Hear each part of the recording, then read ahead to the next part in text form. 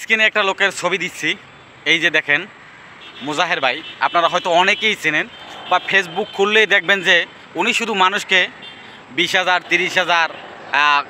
গত কয়েকদিন আগে দেখলাম একটা লোকের জিজ্ঞেস করলো, ভাই আপনার বয়স কত বছর?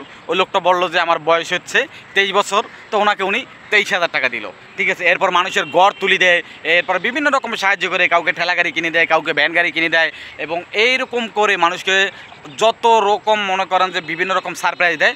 হাজার হাজার টাকা মাসে হিসাব করলে কয়েক লক্ষ টাকা দেয় এই মুজাহের ভাই। আসলে এরা এত টাকা পায় কই? আসলে টাকাগুলো সঠিকভাবে দেয় কি না, না টাকাগুলো দিয়ে আবার নিয়ে যাচ্ছে, এটা একটা মানে। আর টাকাগুলো দিলে মানুষকে দেখাবে কেন? ঠিক আছে, এটা কোন ধরনের একটা বিজনেস যে তারা মানুষকে সাহায্য করে আবার মানুষকে দেখাইতে যায়? মানে এটা কি ধরনের? আল্লাহ তো বলছে যে ডাইনে হাতে দিলে তুমি বাম হাত যেন না দেখে। দানটা এমনভাবে করতে বলছে যেন এক হাত দিলে আর এক হাত যেন বুঝতে না পারে, এক হাত দিলে আর এক হাত যেন না থাকে এরকম। আর এরা কি করে, এই মুজাহের ভাই এরা কি করে, এই হুস করিয়া পকেট থেকে কতগুলো বান্ডিল বাইর করবে। বাইর করে দেখলাম যে একটা মহিলাকে, ওটা আবার 10 টাকার বান্ডিলগুলো বেশি দেয়। মহিলাকে কী করলো, টাকা দিল 53,000, ঠিক আছে, অনেকগুলো টাকা, ঠিক আছে। তো এইগুলো কি তারা মনে করেন যে লুকিয়ে রাখতে পারে না? আর উনি কি এমন মনে করেন যে এমপি হয়ে গেল, মন্ত্রী হয়ে গেল, উনি এত টাকা মানুষকে কীভাবে সাহায্য করে? আসলে ওনার এই সাহায্যের উৎস কী? এটা নিয়ে কিন্তু মনে করেন যে ফেসবুকে, ইউটিউবে, অনলাইনে মোটামুটি ওনাকে অনেকেই কিন্তু একবার যাইরা মনে করেন ইয়ে করে দিচ্ছে, দান দিচ্ছে, আবার দেখাচ্ছে, হ্যাডাম দেখাচ্ছে, বাহাদুরি দেখাচ্ছে। এত টাকা মানুষকে ভিডিও করে দেখানোর দরকার কি? ঠিক আছে, আর আপনি এত টাকা পান কি? আপনি বেকার মানুষ, এত টাকার উৎস কি? আর যখন দান দিবেনই, সদগা দিবেন, খয়রাত দিবেন, ঠিক আছে, ভিক্ষা দিবেন, তখন মানুষকে আবার দেখাবেন কেন? এরকম নানান রকম কিন্তু মানুষের কটূক্তিমূলক মনে করেন যে আক্রমণাত্মকমূলক, হেয় প্রতিমূলক কিন্তু মনে করেন যে মন্তব্য আছে, এক একজনের এক এক রকমের। আমি একটা ব্যাপার ছোট করে ক্লিয়ার করবো, এটা ব্যাপারটি নিয়ে বলতে গেলে আমি অনেক লম্বা বলতে হবে, বেশি লম্বা বলবো না, আমি ছোট করে ক্লিয়ার করব আসলে ওনারা এই দানটা কীভাবে দেয়। মুজাহের ভাইয়ের দুইটা পেজ, একটা হচ্ছে ইউটিউব মুজাহের ভাই, আর একটা হচ্ছে ফেসবুকে মুজাহের ভাই।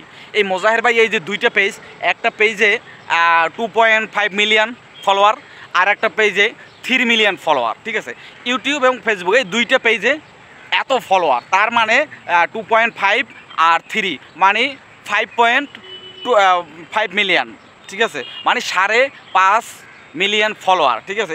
দেখেন ওনারা যখন একটা ভিডিও দেয়, ওনার ভিডিওটা এক মিনিটেই দেখা গেছে মনে করেন যে কী বলবো 2 লক্ষ 3 লক্ষ ভিউ হয়ে যায়। তো ওনারা ভিডিওটা কোথায় কোথায় দেয়?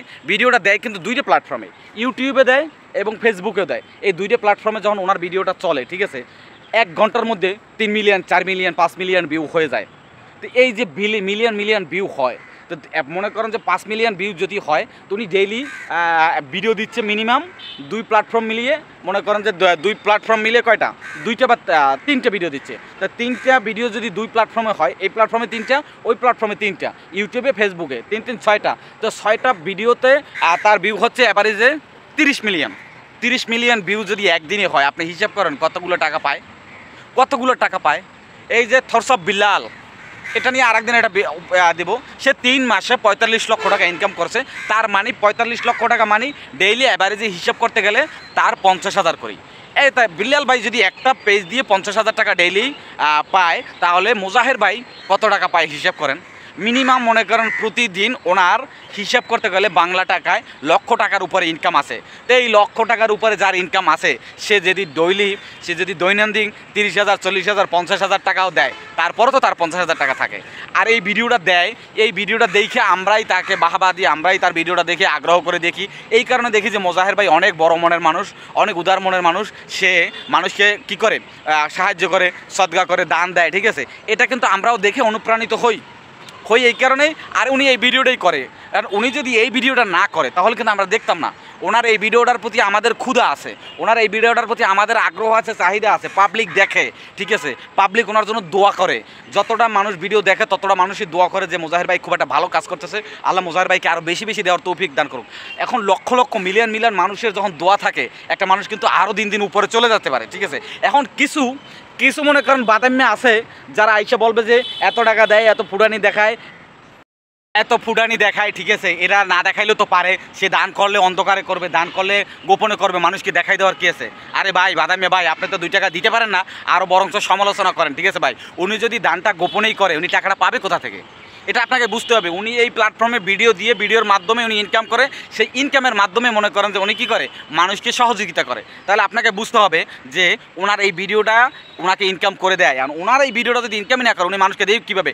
আমার সর্বোচ্চ এই কথা এটা, মোজাহের ভাইয়ের প্রতি সেলুট। এটা মোজাহের ভাইয়ের মতো মানুষ আছে বলেই সমাজে কিছু অবহেলিত মানুষ, দুস্থ মানুষ, কিছু অসুস্থ মানুষ সাহায্য পায়। আর আপনার আর আমার মতো বাদাম্যা নিকাম্য আছে বলে, ঠিক আছে, সমালোচনাই করতে পারি আমরা, ঠিক আছে। কাউকে কি আমরা সাহায্য করতে পারি না? আসুন কারো সমালোচনা না করে আমরা তার সাহায্য করি। সাহায্য করতে পারলে আমারও ভালো লাগবে, আপনারও ভালো লাগবে, মানুষের উপকার হবে, ঠিক আছে। মানুষকে সাহায্য না করে মানুষের সমালোচনা করতে যায় না। সমালোচনা করে কোন লোক জানেন? অযোগ্য লোক। কোনো দিন যোগ্য লোক কাউকে সমালোচনা করে না। সবাই ভালো থাকবেন, সুস্থ থাকবেন। যদি পারেন মোজাহের ভাইদের ভিডিও দেখবেন আর মোজাহের ভাইদের ভিডিও শেয়ার করবেন, তাতে দোনো পক্ষের লাভ হবে। আপনি তার এই যে সহযোগিতার অংশীদার হবেন। আল্লাহ হাফেজ, আসসালামু আলাইকুম।